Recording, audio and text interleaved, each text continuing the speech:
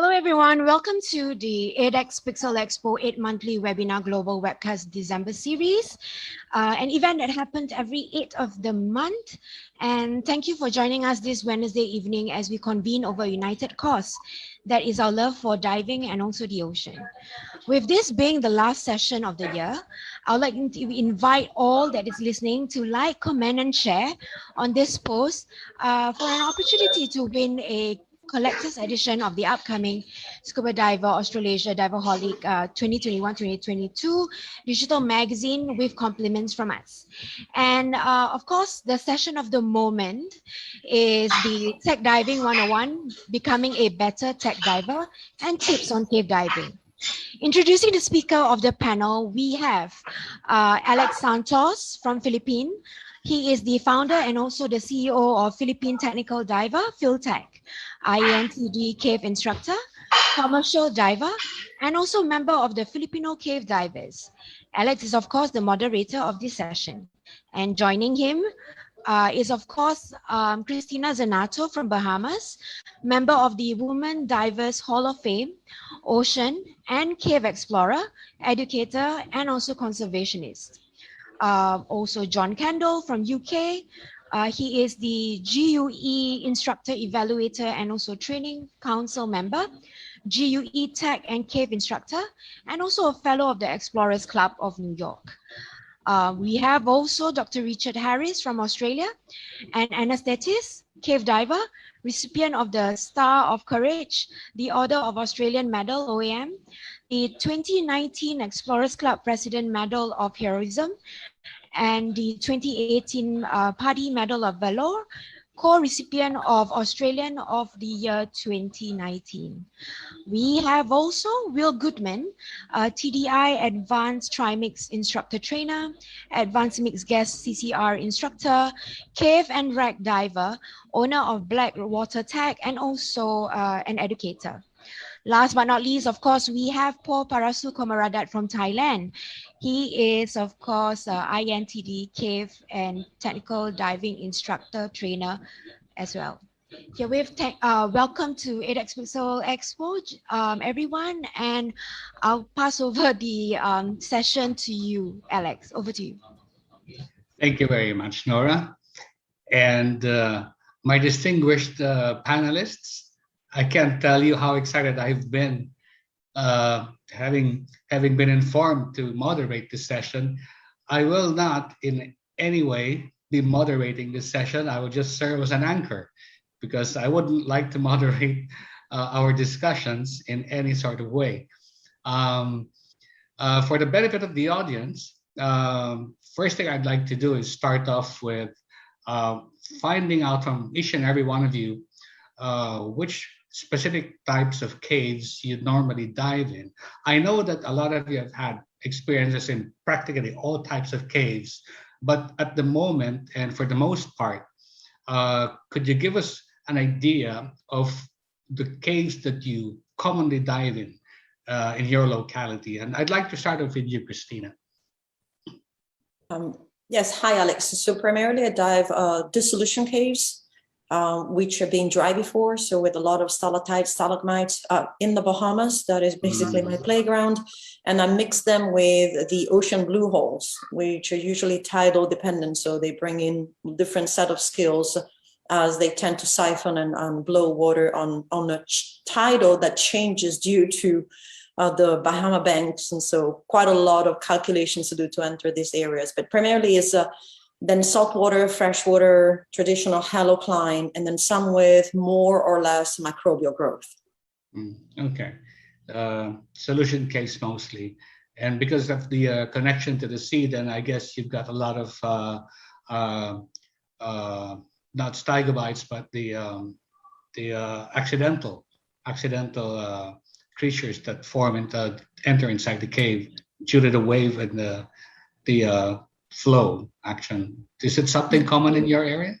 Yes, so we have some of the caves are somewhat landlocked, and so they don't present as much of the marine life. And some of the caves have marine life up to a certain extent, and then they transform more on what we will find into land caves. So traditionally, the different, cocopods and remipedes, those animals are inside the caves. But then in the ocean, we have to contend with encrusting sponges, stinging, long spine sea urchins, all that. All those, and sharks resting at the entrance as they enjoy the flow. Yeah, a lot of these are stygoxines, most as they are called mostly. So let's move over to John. You're up next. What sort of caves do you ever dive in? So for me, I travel a lot, so I don't really have a normal cave. But what I enjoy tend to be the very large, kind of deep, long range caves. So where we're going down to depth and just kind of exploring out to see where it actually ends up going. So a bit less of the small stuff, and a bit more of the big kind of power cave type things. So yeah, that would be my go-to, let's say. Yeah, being based in the UK, I would have thought that you'd diving more sumps than completely flooded caves. But yeah, for sure, the UK cave diving is definitely more sumping than cave diving. But yeah, I tend to travel away. Yeah, if I were you, I would have done the same thing. Yeah, I like the warmer water, I must say. Okay, and then we come to Harry. Harry, what sort of caves do you normally dive in? Yeah, hi Alex and everyone. Look, my backyard is the southern part of South Australia, which is a limestone karst with freshwater solution caves, all different sort of shapes and sizes down there, from deep sinkholes through to phreatic maze caves. But my real passion is for deep cave exploration, and I guess that's the thing that I've carved out a bit of a niche with our team. My friends go over to New Zealand every year when we can, without the virus around, and exploring a cave called the Pierce Resurgence, which is well over 200 meters there now. So that's our signature project, I guess, that I'm most focused on, but it's the one I only really get to do once a year. So the rest of the time is anywhere, any cave that will have me, I'm happy to be in. You're talking about 250 meters of depth. Yeah. Wow. Yeah, I can't even imagine myself going 250 meters in open sea, let alone a cave. I feel much safer in a cave, to be honest, at those sort of depths than in the open ocean, because there's far less things that can change on the surface whilst you're underwater, underground. You don't have to wait. You don't have to hope that your surface support vessel and the weather haven't changed in the 8 hours or more that you're gone. So I think a cave's a much safer place. Yeah, it makes sense. It's a more controlled area, and besides, you go down 50 meters in open sea, you've got virtual ceilings anyway. Of course, yeah. So there's no difference in terms of being able to race back to the surface. Right. Okay. Then we come to Will. Will, I know that you've been traveling a lot as well, but for the most part, now living in Indonesia. Is that correct? You're living in Indonesia now? That's right, yeah. Well, yeah. What sort of caves do you get there? I haven't been doing much cave diving in Indonesia, but that is my plan when I get back. Most of my cave diving has been in Mexico, in the Yucatan Peninsula. This year I did some mine diving with a friend of mine, just to get some overhead experience and try and keep those skills sharp. So yeah, unlike the rest of the panelists here, I'm not as experienced in the caves, but I'm working on that, and it's mainly Mexico. I've been doing my cave dives. Oh, okay. Well, you gotta get cracking. In Indonesia's got several caves, and I'm sure you've already figured that out. Yeah, it's all in the plan. As soon as I can get back there, I'll be there straight away. Yeah, and since I'm not very far away, then it's just like a few hours trip for me to get there. That's right. Yeah. Yeah. Paul, obviously you work mostly in Thailand. What sort of caves do you have in Thailand? So in Thailand, I'm actually based in Bangkok now, and In Bangkok? we can drive 3 hours to Kanchanaburi province. We got sunken dry cave. So they got cave in the mountains, and then the government built dam over it. So dry caves become underwater caves. And they are actually, some of them are nice, used with stalactites, stalagmite. And also we also have the deep sinkhole in the south. We have one sinkhole going down to 240 meters. That's a really deep one. And so we have about 4 or 5 deep sinkholes and a lot of small stuff, really fun to do. Crystal clear water in peat swamp area in south development. But and also in the past 5 years, 3 years before COVID, I went to Indonesia on the island of Muna and Butong, and we found about 27 caves, or at least, and that's what I know. And one of them is super nice, large, and big.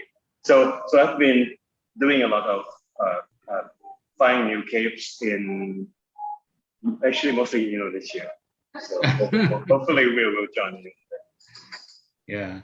Yeah, well, it seems like Southeast Asia is now the virgin territory for exploration, and we're finding more and more caves that are quite remote. Even in the Philippines, we've been finding caves just very recently.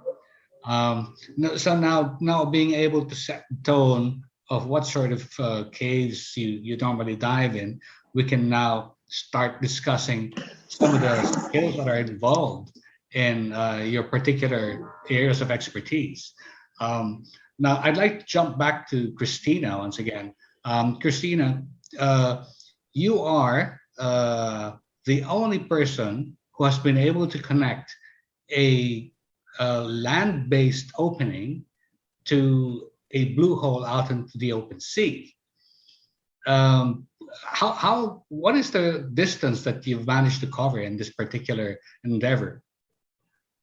It was actually not too long. The 2 holes are about 500 meters in distance. If you look at the Google map, one from the other, and completely perpendicular one from the other. However, the distance of the tunnel was like 4,260 feet, more or less. So it's just finding the way.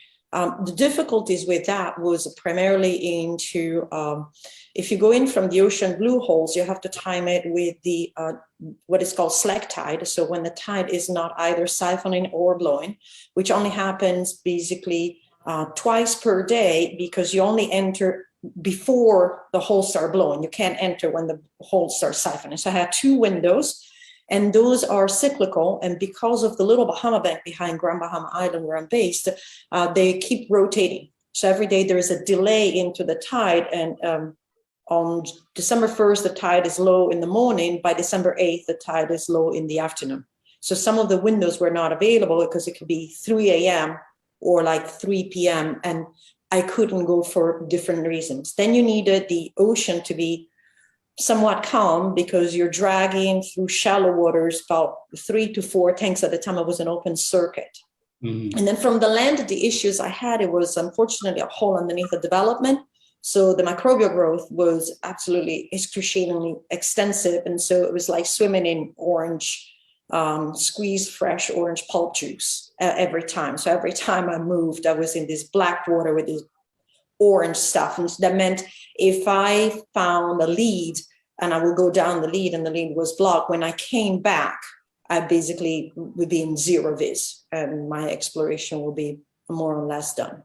So those were the 2 areas that I was trying to connect. The name of the ocean blue hole is Chimney. Rob Palmer actually defined it on one of the most dangerous caves in the world that he had ever experienced in his life. And it had all to do with the tides. It had a trapdoor system on the way in. Luckily, it was a reverse trapdoor. So it's very difficult to get in as a side mount entrance. But it was kind of interesting as you come out when the flow reversed, it kind of like spit you out. So it was that was okay, didn't trap you. But then you had a 12-meter shaft, which is about 2.5 meters wide, and the water, when the water blows out of that hole, it looks like a boiling pot. So you're coming out now as a diver, and you're in 12 meters, and then you have to, stop at 6 meters. And some of the system that I use is literally a Spider-Man in reverse. I will have like ankle weights tied up where I tied up my primary reel, and I will tie up those to my ankles and my butt ring. I'll have gloves, and then I literally will come out with my fins down and my back into the flow. So as the fins caught into the rocks, the flow will just kind of like keep me like that. So I kind of like lean into the flow, and the flow kept me there. If you caught the fins, you're gone. You're on the surface, out. Can be spat out of the cave. Literally. Well, the reason I asked you about the this particular cave is because openings in the ocean are usually bi-directional caves. As the tide comes up, the water flows in, and as the tide comes down, then it usually has an outflow. Is that particular of this particular cave, of the cave? Yes and no. So it depends on where the cave is positioned related to the Little Bahama Bank. So the Little Bahama Bank is on the south shore of Grand Bahama.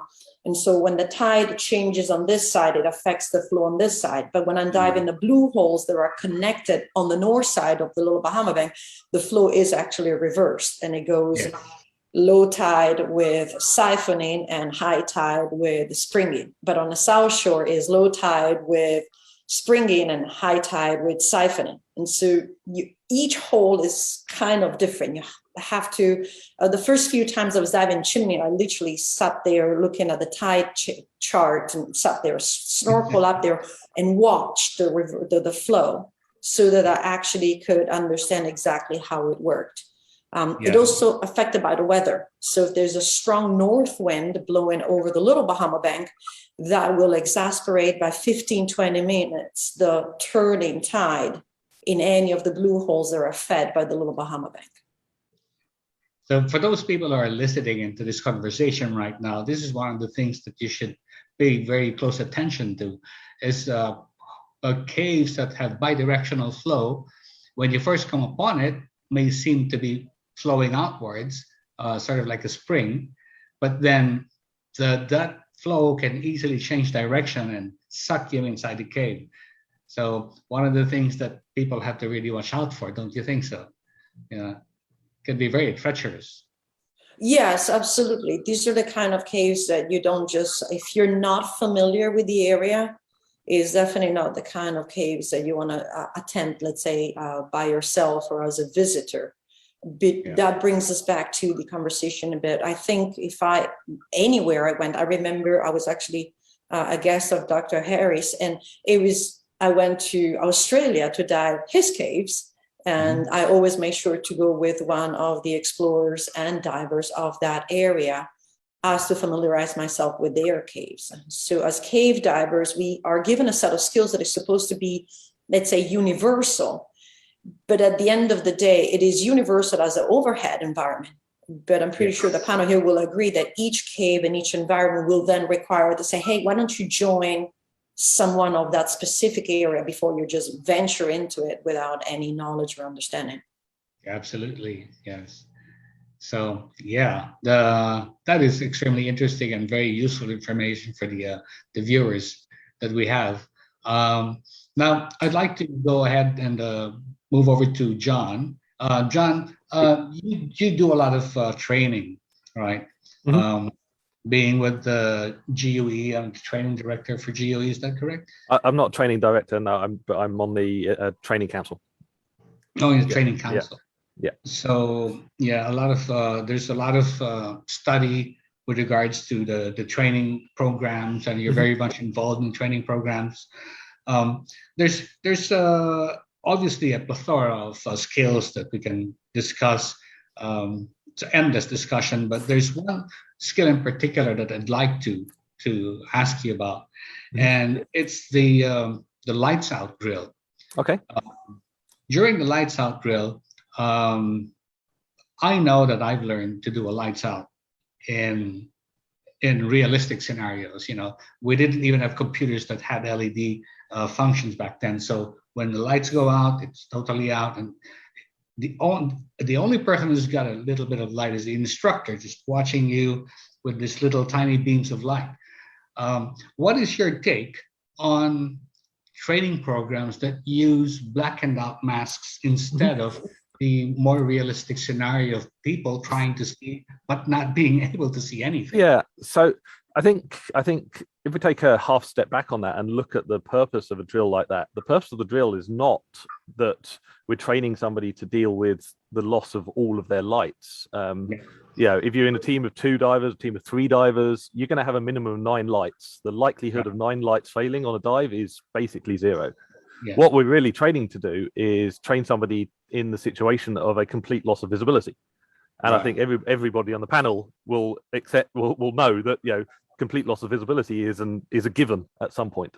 It doesn't matter where you are, at some point you're going to lose visibility, and that might be down to your own skills, that might be down to something else happening, some other divers in the system, or something geological happening in the system. Correct. So a blackout mask is actually, from a training perspective, quite a good way of doing it, because it enables the instructor to be fully in control. They can have full set of lights on, they can see everything that's going, you can still have lights on each of the students, but the students can't see. So from a safety perspective, actually the blackout masks, I think, are a good thing, but in some situations they're more dangerous. So if we look at a cave that's got high flow, then a blackout mask actually could make life a lot more dangerous, because to remove it, if we turn all the lights off, I can get visibility back for everybody with the flick of a switch, or even just remove my hand, and now the lights are back on everywhere. Right. So if there's somewhere where there's a geological issue or there's high flow, then it's probably safer to do it in the dark with a covered light than it is with blackout masks. If you're doing it somewhere where it's, no flow, maybe a more delicate environment. I mean, personally, I don't like to do loss of visibility drills in delicate environments anyway, but then blackout masks are maybe better because the instructor can be more in control. So it's a tool. I think that's the thing with all of this stuff, is that anything that you teach, anything that we use as a teaching environment, has to be a tool with a good reason for using it. Right. Yeah. So there's really an environment and a situation where it's preferable than the other ones. Yeah. Well, on a psychological basis, however, what do you think? Do you think there is some benefit to having divers go through a realistic blackout, knowing that they're trying to see, but they're not actually seeing anything, compared to expecting to see anything? So yeah, I mean, certainly when I teach blackout drills, even if I'm using masks, I don't go from full lights to putting a mask on. I will go from the team having lights to the team having not many lights to the team having one light between them, and then I'll put a mask on them. So they've had a bit of that psychological stuff. And generally by the end of a class, I won't have done an entire class all with masks. At least one of the exits will have been with just no lights. And I mean, the whole drill is a psychological drill. I mean, most cave diving it's about psychology rather than let's say pure skill. So it certainly helps to know that, okay, all of my lights have gone, I've managed to get out of the cave. That's a good feeling. Every single person who goes through that will still, let's say, have a bit of a panic response, or at least a high stress response the first time they completely lose visibility, though. So you hit that real 0 visibility, and you now know that there is no flicking a switch and turning it back. That's where the breathing goes up and the heart rate goes up, and that's where people's mental state has to come into it, and their ability to calm down, to control their breathing, to go, right, we've trained for this, we've practiced this, we know what to do, let's just follow the training, take it slowly, and not panic. So it's even if it happens in real life, it's just similar to doing the training just all over again. That's the hope anyway. That's the hope. That's the hope. And repetition, of course, makes them more comfortable at some point. Absolutely. I mean, I've had it from previous cave students who have, they've got to the end of a cave class and maybe had, I don't know, 15 or 20 light failures over the period of a class. And they're saying, well, this isn't really realistic. Why would this ever happen? And then 3 days later, their primary light turns off in the cave because they forgot to charge it properly. And I go, yeah, now I get it. I think it was more prevalent during the time when we had lights that couldn't resist the depths, the pressures of depth. The lights back then were not as reliable as they are today. Yeah, for sure. I mean, if anything, it's gone a little bit the other way now, and with all the LED and lithium battery technology, the burn times on lights are now immense. Yes. So I've seen people trying to do 2 or 3 days worth of diving out of one charge because the lights have such good burn times. But now, they're now setting themselves up for things to fail again. So it's interesting to see how cycles go. When you starting with halogen lights and lead acid batteries, and you got 2 hours, and that was it. Yeah. Everybody knew how to deploy a backup light because 2 hours into the dive, that was what you had to do. It then went through to HIDs and nickel batteries, and it kind of got reliable but not perfect. And now we've gone almost too reliable, and people have stopped caring about charging and stuff. So, yeah. Yeah. Well, I hope a lot of people are listening in. I don't know how many people are tuned in to our session, but I'd like for people to really understand that, because I haven't thought about it, but yes, you're absolutely right. People get complacent. They tend not to charge their lights because they've got a lot of burn time, and they end up with none eventually. So that's a very good point. Thanks for that. Then jumping over to Richard, Harry, Harry, you are involved very much now in training programs for cave rescue. I'd like to know a little bit about the program in itself, how it's if you can share a little bit of how it's done, and what scenarios are usually the cases where you'd have to go in and save someone. Are they cave divers or just normal people that get trapped inside a cave?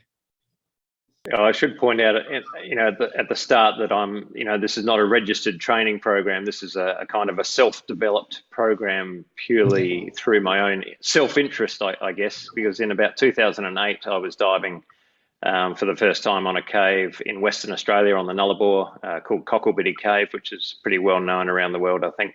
There was a lot of interesting exploration in the 80s in that cave, and it's a very long cave, about 6 kilometres in length, with 2 dry chambers along the way. And so you can be in the second chamber, you're about 4.5 kilometres from the surface.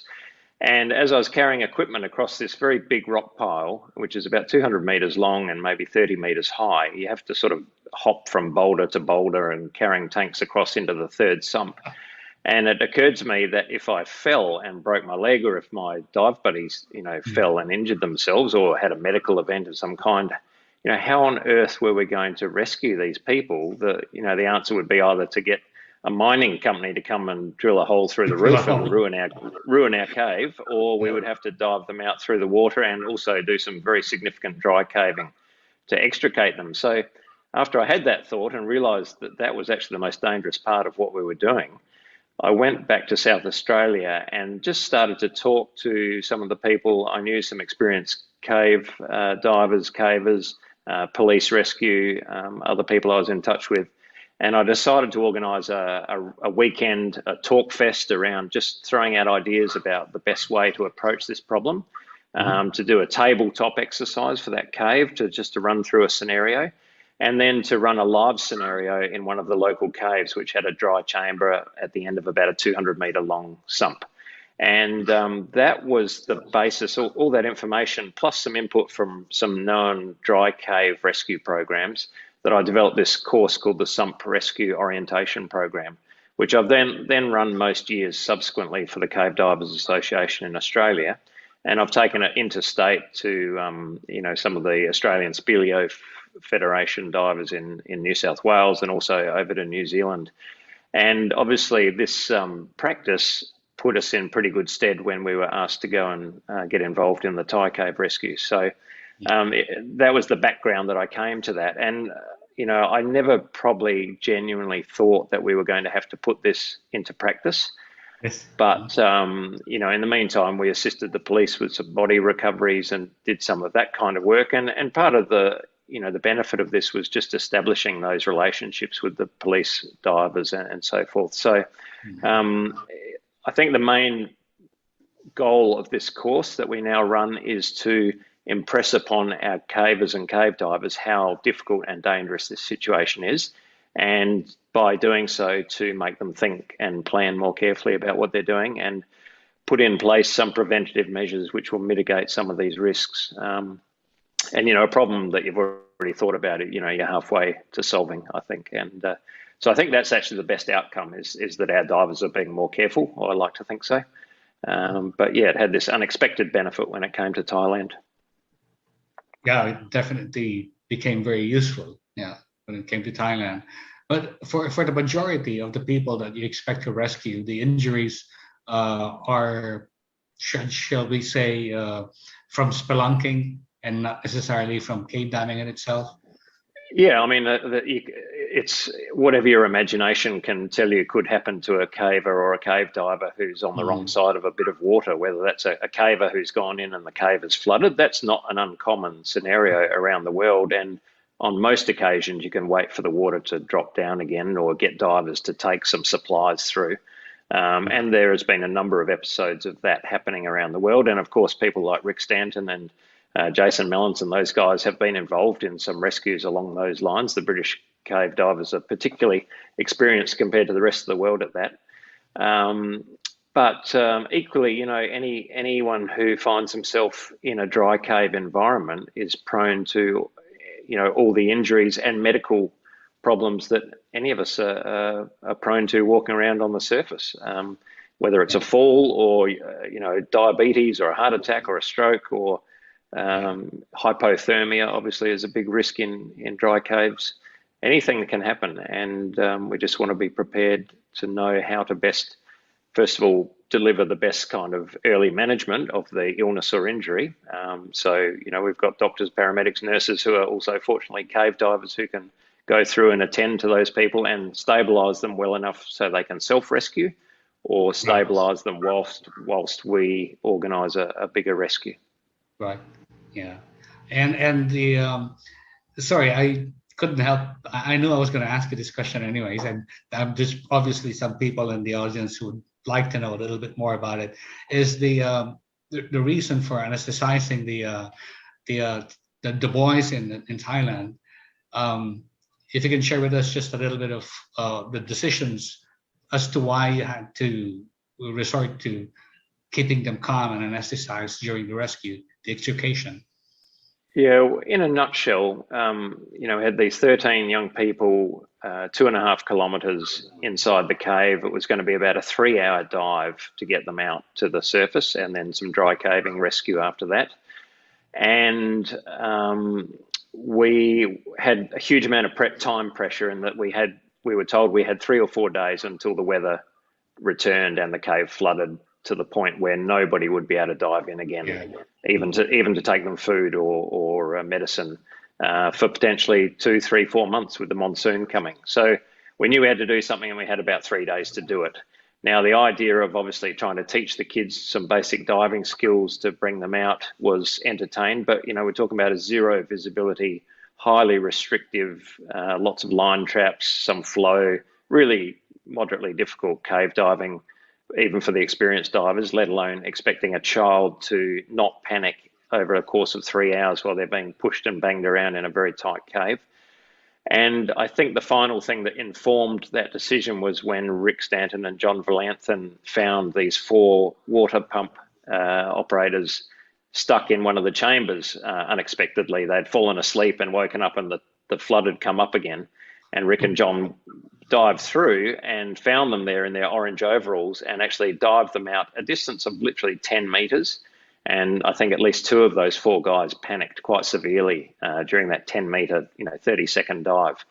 And it became very clear then that, a panicking diver would cause the death, obviously, of the diver, but most likely of the rescuer as well. And, the first priority in any critical situation is to look after the rescuers. The victims are a very close second, but you cannot afford to lose one of the rescuers because that just adds to the problem.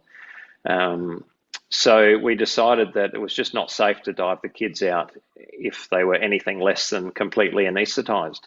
Now, I had zero optimism that you could safely do the anesthetic and, immerse these boys for 3 hours asleep and expect them to still be alive at the end of it. But it was either try that or basically walk away and leave them to die. So, that made the choice pretty easy. Yeah. Full face masks and everything that made it a lot easier. That's safer.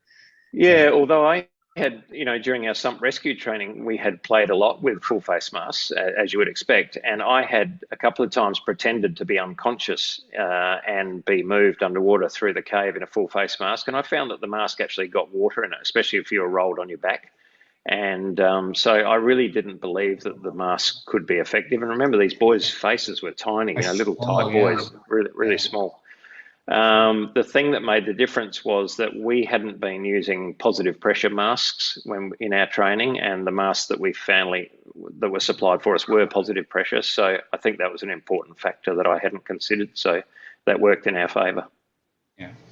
So the question in my mind right now that I'd like to ask you is, having been able to perform or administer this anesthesia to calm the divers or to at least keep them immobilized, do you think that there will be scenarios wherein you would have to come and rescue like cavers and cave divers and have to bring like a little jab of this anesthetic and say, "Get calm down and I'm going to take you out of here"?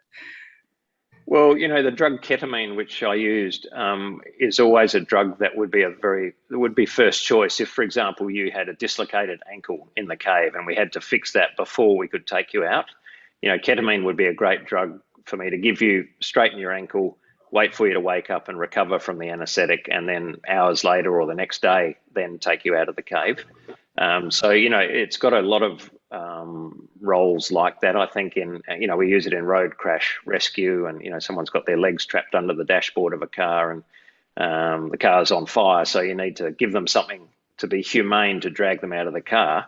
We use ketamine in a lot of, a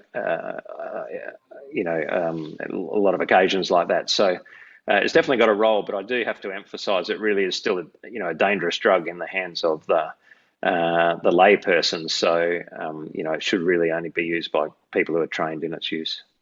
Right. Yeah, very advanced stuff. So thanks very much for allowing me that simple question. I'm sure the viewers would really appreciate having heard that from you. Now, I'd like to move over to Will. Will, you are now based in Indonesia. And as you mentioned earlier, you've been diving mostly in other places like Mexico and mostly solution caves and stuff. But you do a fair amount of training, isn't that right? Yeah.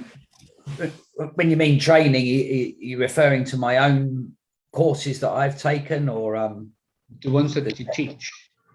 Yeah, I mean, I teach. I pretty much teach full time. I could work weeks and weeks without a day off. So yeah, I'm normally pretty busy. Yeah, and you're very much involved in CCRs, right? You do a lot of CCR diving. That's right. Yeah, I mean, I've probably done more CCR dives now than I've done open circuit, and I teach the JJ CCR in particular.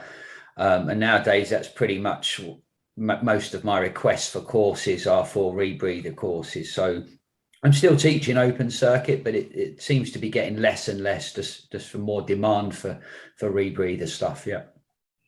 How many people, or how many of the percentage of people that come to you wanting to do a cave course from like the beginning would request for a rebreather course at the onset?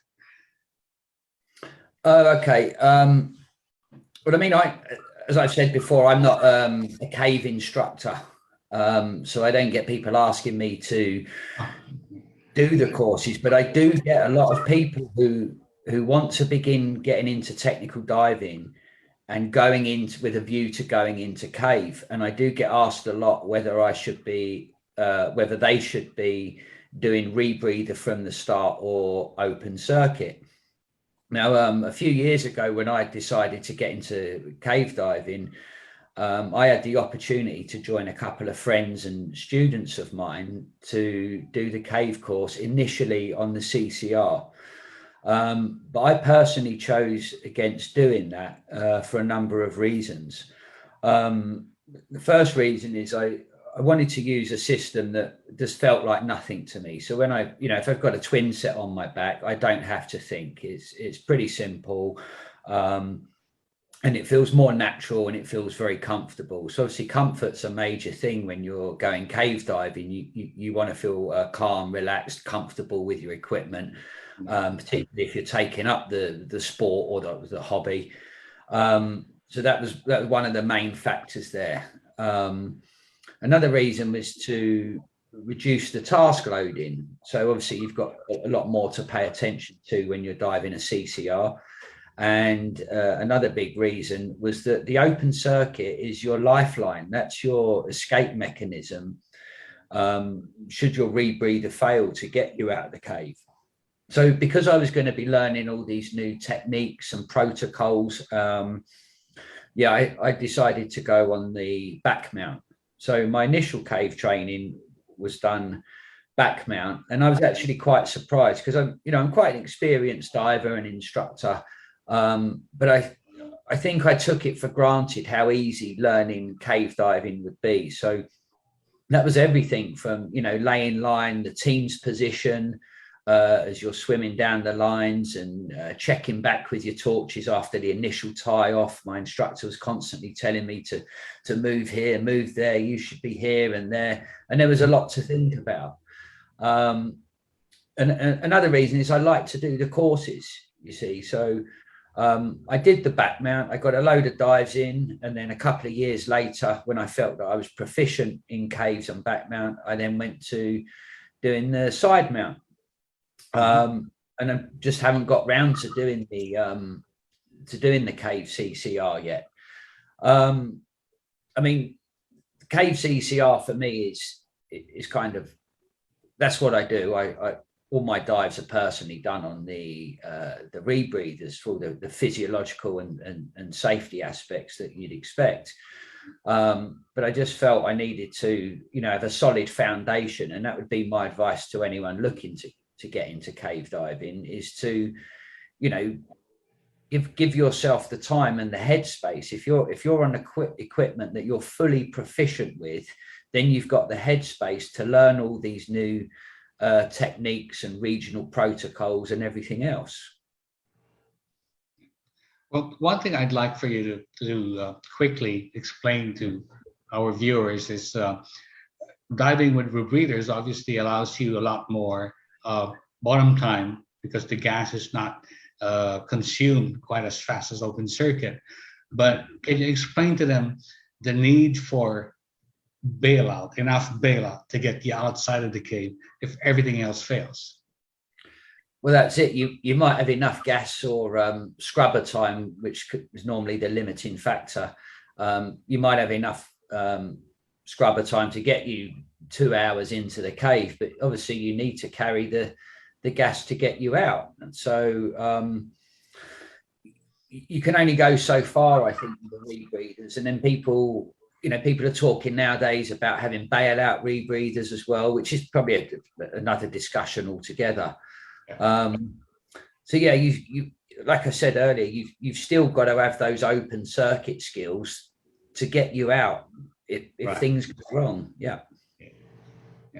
I think that's a very important point to bring across to a lot of the cave divers who are thinking about doing rebreathers in the future for cave diving, is that they still need to carry a fair amount of cylinders to be able to manage to come out in case the rebreather fails.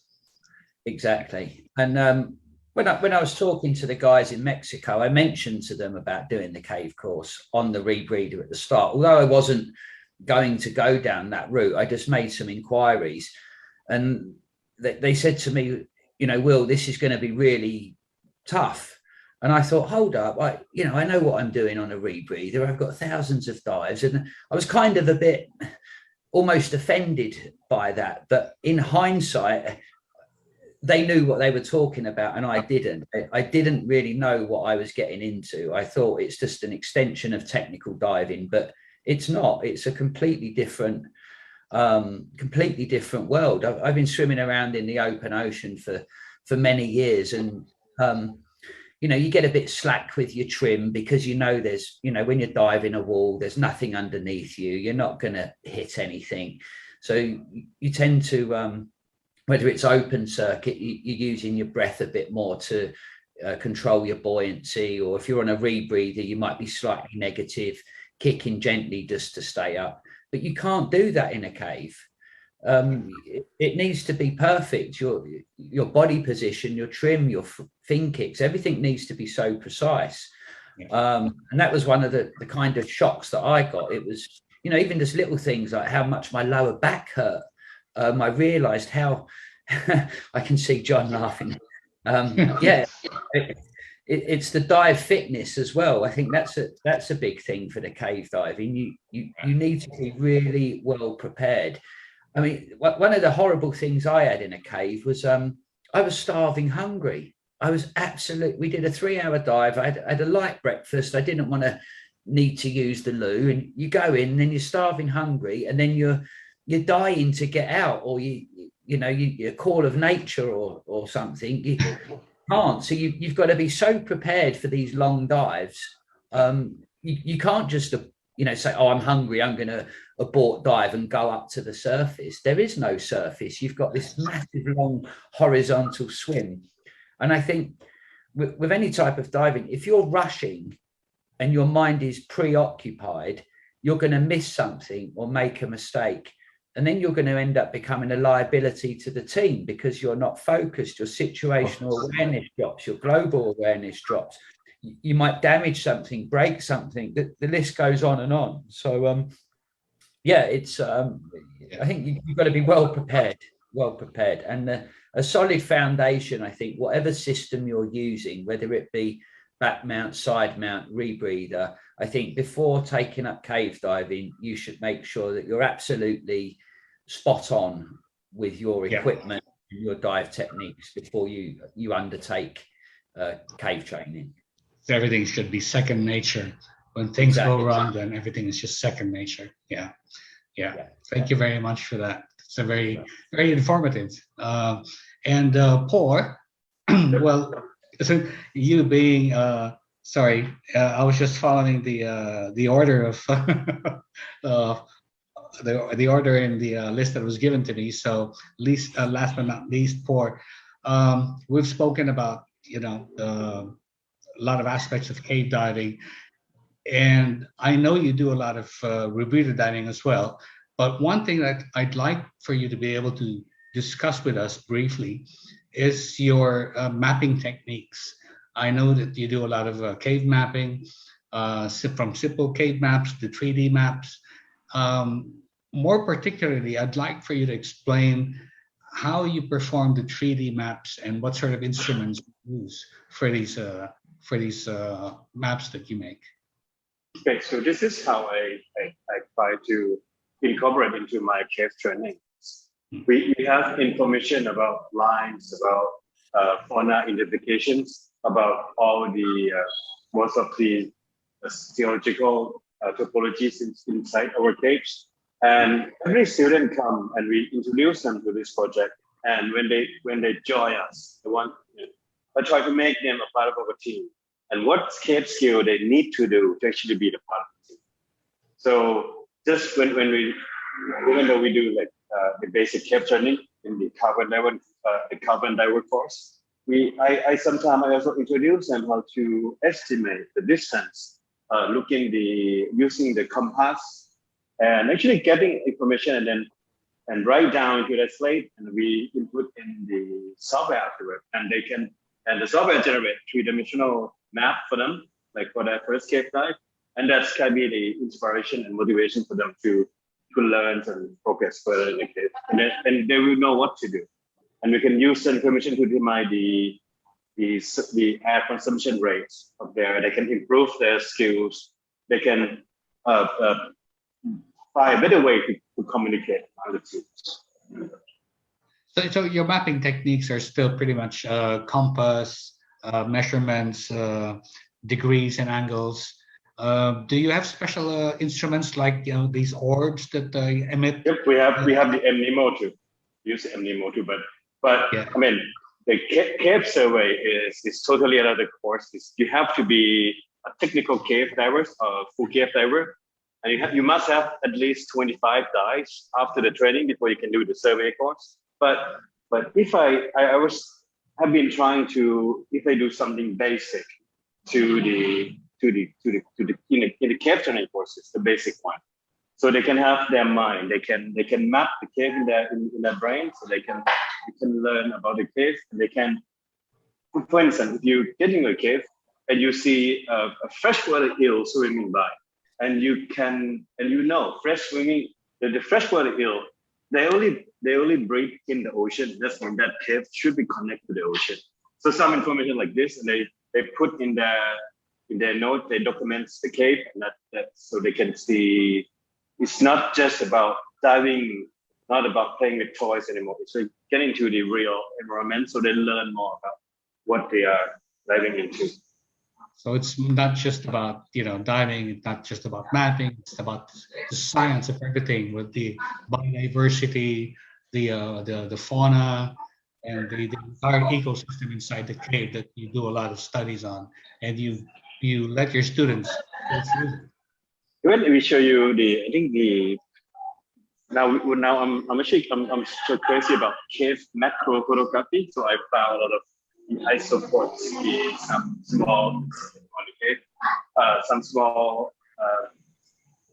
a lot of isopods, a lot of small shrimps in the cave. So we try to document them. And so make sure when they dive to the cave, they actually have something to see also. Right.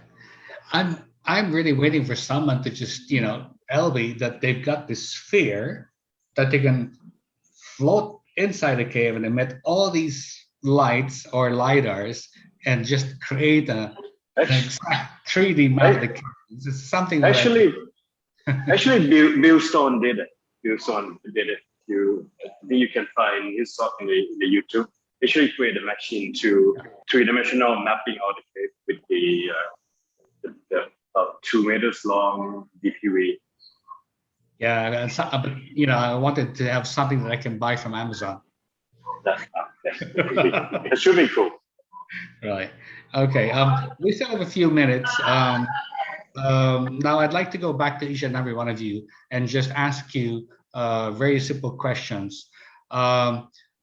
Okay, Christina, reels and spools. Now you see a lot of aluminum spools and plastic spools. What would you go for, aluminum or plastic?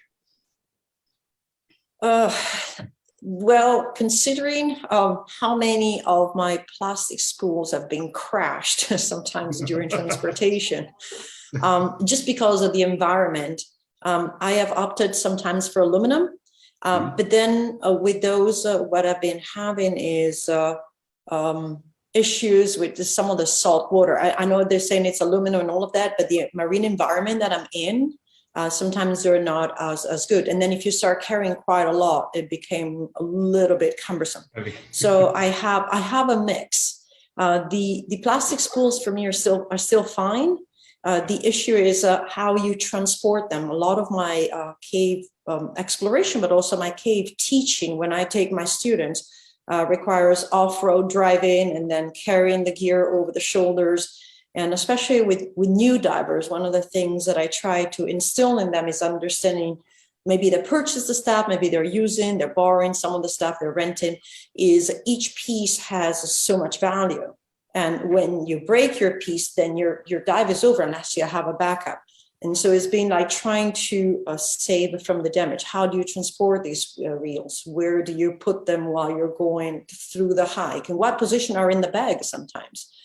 So I honestly, between the two, I still go for mostly plastic just because of the weight, especially when you, I hike quite a lot.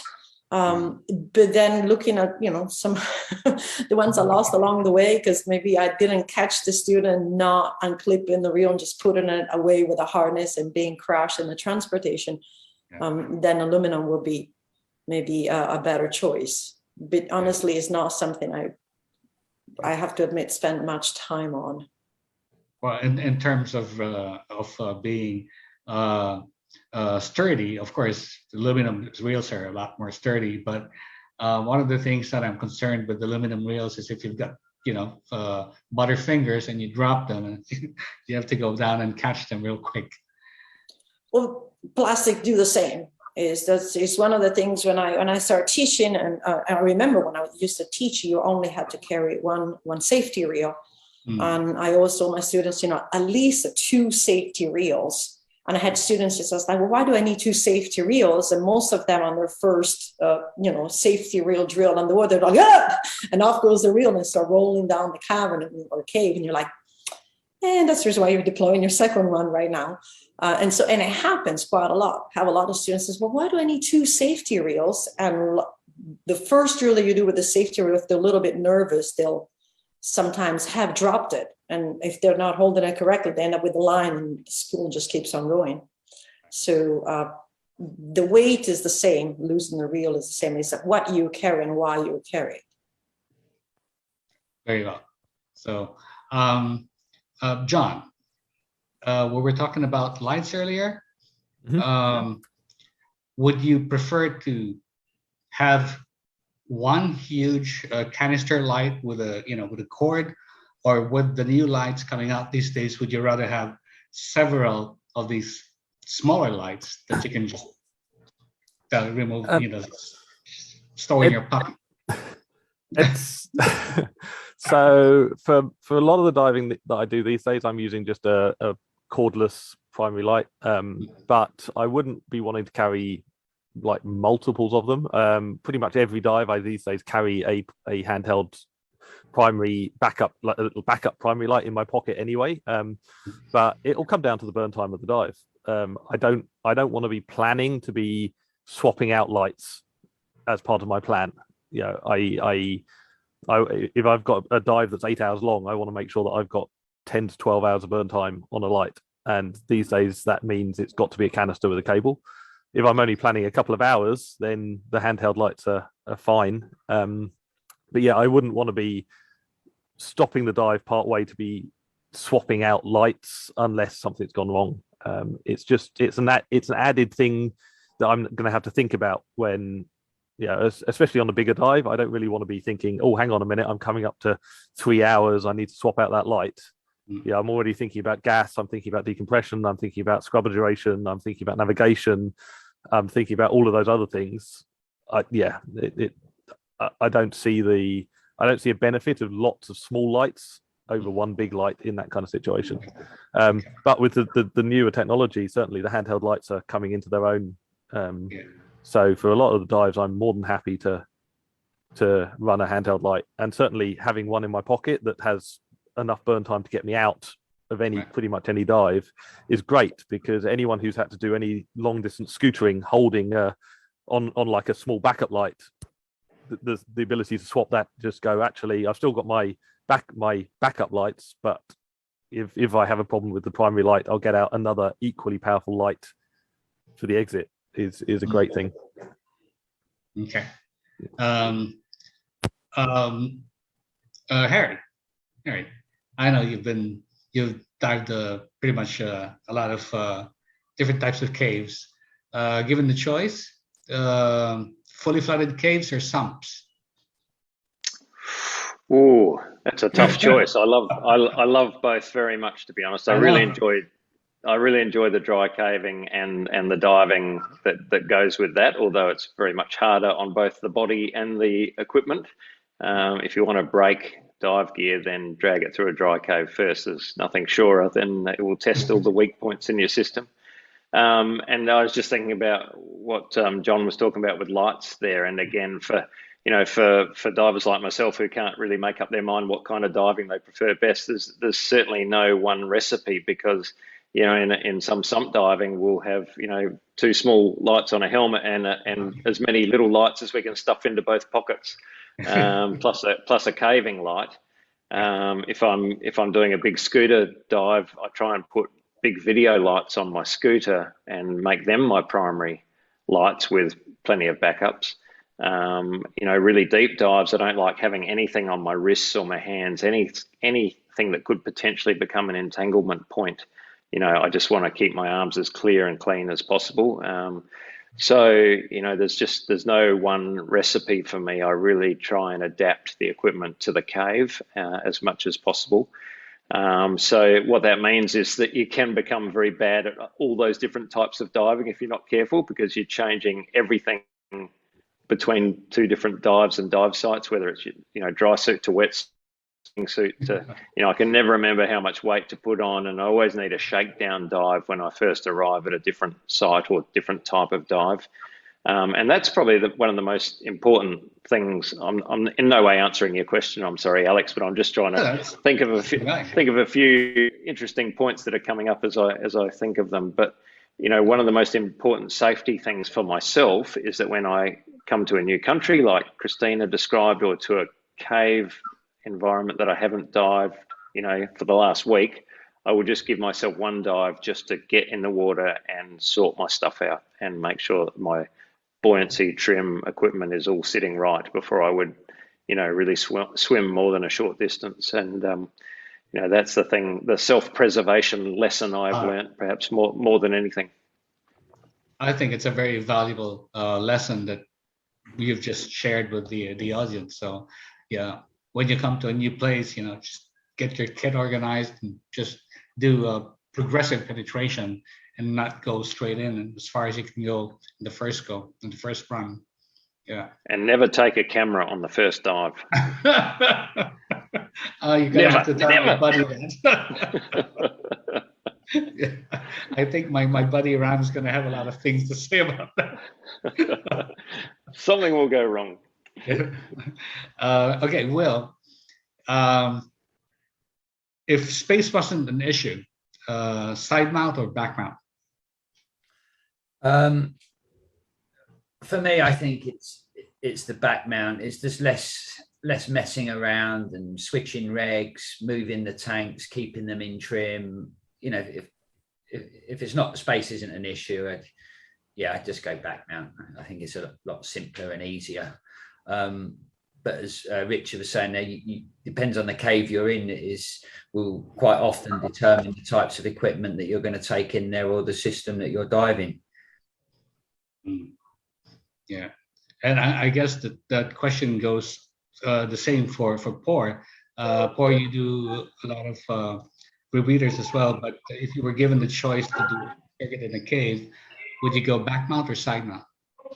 But most of the time when I travel in Asia, side mount is a must because there's no twin set in that area, and it's got logistics. But I have developed my muscle memory for side mount and for back mount to be like almost the same.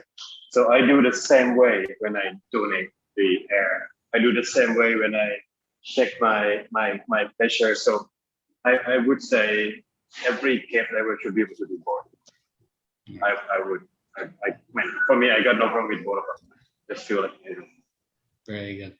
My goodness, I was just looking at the time and we were already on overtime. Nora, how are we doing for time? Well, aside of from being 5 minutes over, it's okay, no complaints. Yeah, right. Well, just one thing I'd like to ask each and every one of the panelists before we wrap up the talk. It shouldn't take very long. Can we go ahead and do that? Yeah, sure, go ahead. Yeah. Well, basically, what I'd like for each and every one of the panelists to do is to give us their their parting words to the people who are listening in. How would you like to express how safe you want them to be and what sort of advice you'd want to give them as they move forward in their cave careers. Let's go ahead and start with Christina. Oh, wow, that's a tough one, especially with a little time. Two things for me, it would be, and it's been already come out, it is take your time. Make sure that you have your fundamentals ready before you continue. And once you have a card, even if you have a full cave diver card, don't grab the rebreather, the scooter, and go 6,000 feet inside a cave. You need to swim the cave. You need to look at it. You need to feel it. You need to understand her. She talks to you. She's a girl. And she there's all these little things that happen, because what happens is that the training that we give you are the fundamental tools. But like any, let's say, certification or the card for them to continuously apply that so that they become more proficient. Meaning, yes, I taught you lights out, air share, bed visibility, and all of that. But let's have that happen. Maybe let's say the first 200 meters in a cave, 400 feet inside a cave. Do not go 6,000 feet inside a cave, and then something happens, and you do not have the mental capability and stamina to fix the problem, as you're coming out. So take your time. The other one, and we haven't approached that, but and it's going to sound horrible, but you cannot be cheap. If you want to enter the technical cave diving world, is like buying a spacesuit. You don't go to the thrift store and buy the one that has a little crack on the shield. You have to be willing to invest as much time and as much financial investment to provide you with the gear that is fundamental for you to take you out there. You are out there. Yes, you have a team, but you're out there on your own. You're in a spacesuit. There's nothing more alien on this planet than being underground, underwater in a cave. I think that is as close as you get to space. And so those are my two parting recommendations. The third one, if I can give, is pick an instructor who is still diving for fun. Make sure that you go with an active instructor who is out there doing things for themselves, because what they do for themselves, they'll bring it into your course. Yes. Yeah. When they dive for fun, and they tend to teach you more and not teach you out of just the need to teach. Yeah, a very good advice. Yeah, John, if you may. so well, what can I add to what Christina's already said? I mean, taking your time has got to be the number one big thing. It's like don't rush to the training, don't rush to go a million miles into a cave. I think a quote that I'm going to completely mess up is, experience is what you gain just after you needed it most. It's absolutely, you can't be 6,000 feet into a cave if you can't run a primary reel properly. You can't be that far in if you don't know how to get yourself out. Because when something goes wrong, and something will go wrong, it doesn't go wrong every dive. Something will happen, whether it's low visibility, whether it's a line issue, whether it's an equipment failure.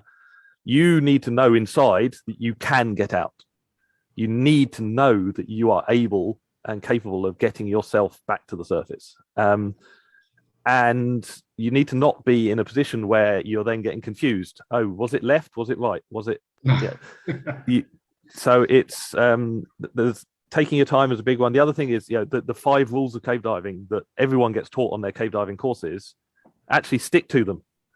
Most of the problems that we see in the caves, and I'll put my hand up and say that I've caused myself problems by bending one of those 5 rules myself. It's like every single time we look at somebody who has not made it out of a cave, it can come back to one of those 5 rules.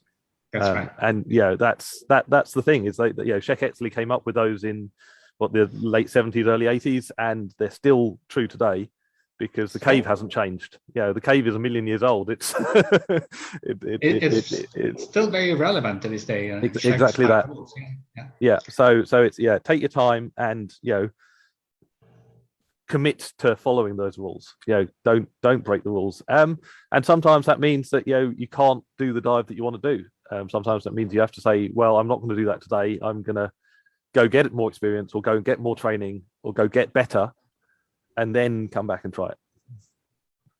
So, yeah. Great words of advice. Yeah. Harry, anything to add? Oh, look, I just want to stick with that theme because it's very much the most important thing. And so I'll just say it in a different way, and that is to let yourself have lots of little frights so that you avoid getting a big fright one day. And you know, with experience, you'll get those little scares and you'll build up a defense against panic, which at the end of the day is what we're all trying to avoid. Because once you start to panic, all is lost, and you know you need to maintain the ability to problem solve until you literally draw your last breath. And most people who can do that become successful exploration cave divers or successful, and I don't mean this in a derogatory way, more successful tourist cave divers, you know, sort of relaxing on their weekends.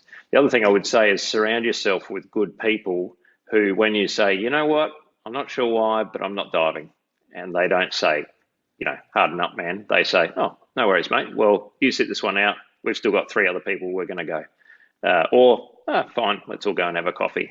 You know, if anyone pushes back against that statement, they're not the people you want to be diving with. That's very, very good advice. Yes. Will? Yeah.